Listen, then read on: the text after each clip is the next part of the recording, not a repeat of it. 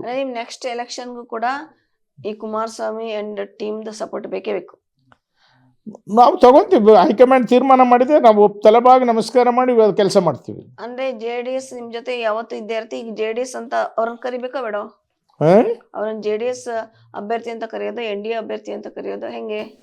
NDA ಅಭ್ಯರ್ಥಿಗಳೇ, ಎಲ್ಲರೂ NDA ಅಭ್ಯರ್ಥಿಗಳೇ. ನಾವೆಲ್ಲರೂ ಕೂಡ ನಾವು ಚುನಾವಣೆ ಮಾಡಿದ್ರೆ NDA ಅಭ್ಯರ್ಥಿಗಳೇ. ಅದರಲ್ಲಿ ಯಾಕೆ ಅನುಮಾನ, ಯಾಕೆ ನಿಮ್ಗೆ? ಖಂಡಿತ ಇಲ್ಲ.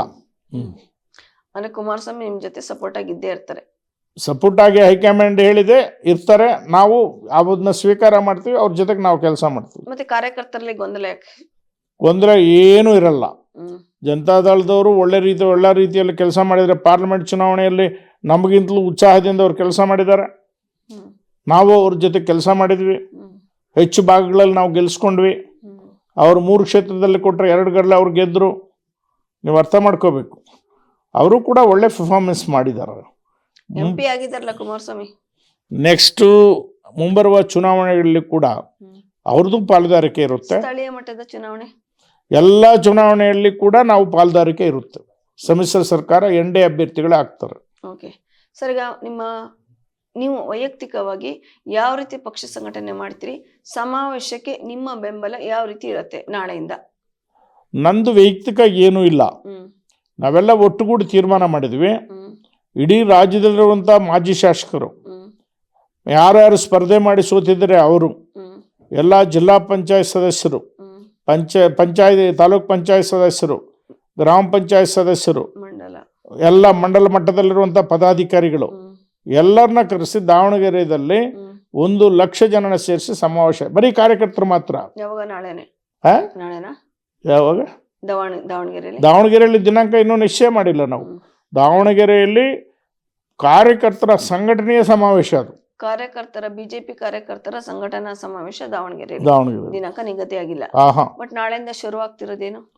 ಅದರ ಪೂರ್ವಭಾವಿಯಾಗಿ ಎಲ್ಲ ಕಡೆ ಅಲ್ಲಲ್ಲಿ ಸಭೆ ಮಾಡಿ ಸಿದ್ಧತೆಗಳನ್ನು ಮಾಡಿಕೊಳ್ಳೋಕೆ ಸೂಚನೆ ಕೊಟ್ಟು ಎಲ್ಲ ಕಡೆ ನಾವು ಪ್ರವಾಸವನ್ನ ಮಾಡಿ ತದನಂತರ ದಿನಾಂಕವನ್ನು ನಿಶ್ಚಯ ಮಾಡ್ತೀವಿ. ಯಾರ ನೇತೃತ್ವದಲ್ಲಿ ಪ್ರವಾಸ ಮತ್ತೆ ಎಷ್ಟು ತಂಡ? ನಮ್ದೇನು ತಂಡ ಅಲ್ಲ, ನಾವೆಲ್ಲರೂ ಒಟ್ಟಾಗೆ ಹೋಗ್ತೀವಿ. 4ನೇ ತಾರೀಕಿಂದ 8ನೇ ತಾರೀಕು ತನಕ ಅಶೋಕ್ ಅವರು, ವಿಜೇಂದ್ರ ಅವರು, ಚಲವಾದ ನಾರಾಯಣ ಸ್ವಾಮಿ ಅವರು 3 ಜನ ನೇತೃತ್ವದಲ್ಲಿ ರಾಜ್ಯಾಧ್ಯಕ್ಷರು, ಆಮೇಲೆ ಏನು ರಾಜ್ಯಾಧ್ಯಕ್ಷ ಅಂಡ್ ನಿಮ್ಮ ಪಕ್ಷದ ಅಧ್ಯಕ್ಷರು, ಏನು ವಿಧಾನಸಭೆ ನಾಯಕರು, ಅಶೋಕ್ ಅವರು, ನಮ್ಮ ವಿಧಾನ ಪರಿಷತ್ನಲ್ಲಿರುವಂಥ ಚಲವಾದ ನಾರಾಯಣ ಸ್ವಾಮಿ ಅವರು, ವಿಜೇಂದ್ರ ಅವರು 3 ಜನ ನೇತೃತ್ವದಲ್ಲಿ ಒಂದೊಂದು ತಂಡಕ್ಕೆ 8 ಜಿಲ್ಲೆಯ ಪ್ರವಾಸವನ್ನು ನಾವು ಮಾಡ್ತಾ ಇದ್ವಿ. ಒಂದೊಂದು ದಿವಸಕ್ಕೆ 2 ಜಿಲ್ಲೆಗಳಲ್ಲಿ ಸಮಾವೇಶವನ್ನು ಮಾಡ್ತಾ ಇದ್ವಿ. 2 ಜಿಲ್ಲೆ ಒಂದೊಂದು ದಿವಸಕ್ಕೆ. 9ನೇ ತಾರೀಕು ಬೆಳಗಾವಿ ಅಧಿವೇಶನ ಇದೆ, ಎಲ್ಲರೂ ಅಲ್ಲಿಗೆ ಹೋಗ್ತಾರೆ. ಸೊ ಹಾಗಾಗಿ ನಾವು 3 ತಂಡಗಳಲ್ಲಿ ಇಡೀ ರಾಜ್ಯದ ಎಲ್ಲ ವಿದ್ಯಮಾನಗಳನ್ನು ಜನರಿಗೆ ತಿಳಿಸಿ, ಕಾರ್ಯಕರ್ತರಿಗೆ ತಿಳಿಸಿ, ನಾವು ಎಲ್ಲ ಏನು ಹೋರಾಟಗಳನ್ನು ಮಾಡಬೇಕು ಇವೆಲ್ಲನೂ ಮಾಡ್ಕೊಂಡು ವಾಪಸ್. ಕಾರ್ಯಕರ್ತರಲ್ಲಿ ಯಾವುದೇ ಗೊಂದಲ ಬೇಡ. ಈ ಯತ್ನಾಳ್ ಅಂತ ಹುಣ್ಣನ್ನ ನೀವು ತೆಗೆದಾಕ್ರಿ. ಹೌದು, ಕಾರ್ಯಕರ್ತ ಹೌದು, you are the real hero ಅಂತ ಹಿಂಗೆಲ್ಲ ಹೇಳಿ ಸಮಾವೇಶನ ಖಂಡಿತವಾಗ್ಲೂ ಕಾರ್ಯಕರ್ತರು ಒಗ್ಗಟ್ಟಾಗಿದ್ದಾರೆ. ರಾಯಚೂರಲ್ಲಿ ಯಾರು ಅವ್ರ ಕಾರ್ಯಕ್ರಮಕ್ಕೆ ಭಾಗಿಯಾಗಿಲ್ಲ, ಬೀದರಲ್ಲೂ ಆಗಿಲ್ಲ, ಮುಂದಕ್ಕೂ ಕೂಡ ಇದೇ ರೀತಿ ಇರುತ್ತೆ.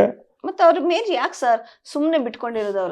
ಅವ್ರನ್ನ ಬಿಟ್ಕೊಂಡಿದ್ದಾರೆ ಅಲ್ಲಲ್ಲ. ಈಗ ಬಿಟ್ಕೊಂಡವ್ರೆ ಅಂತಂದ್ರೆ ನಾವು ಅದಕ್ಕೆ ಸೂಕ್ತ ಉತ್ತರ ಹೈಕಮಾಂಡ್ ಹತ್ರ ಇದೆ, ನಮ್ಮ ಹತ್ರ ಇಲ್ಲ. ಅವರು ಹೇಳಬೇಕಾಗಿದೆ.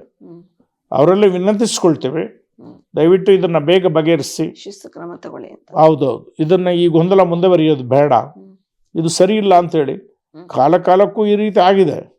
ಕೆಲವೆಲ್ಲ ಶಾಸಕರೆಲ್ಲ ವಿಧಾನಸಭೆಯಲ್ಲಿ ನಾವು ಇದ್ದಾಗಲೇ ಕೆಲವು ಪಾರ್ಟಿ ಬಿಟ್ಟು SM ಕೃಷ್ಣ ಸಾಹೇಬರು ಮುಖ್ಯಮಂತ್ರಿ ಇದ್ದಾಗ 8 ಜನ ಶಾಸಕರು ಹೋದ್ರು. ನಾವೇನು ಕುಗ್ಗಿಲ್ಲ, ಮತ್ತೆ ಎದ್ದು ಬಂದಿದ್ದೀವಿ, ಮತ್ತೆ ಅಧಿಕಾರನೂ ಮಾಡಿದ್ವಿ.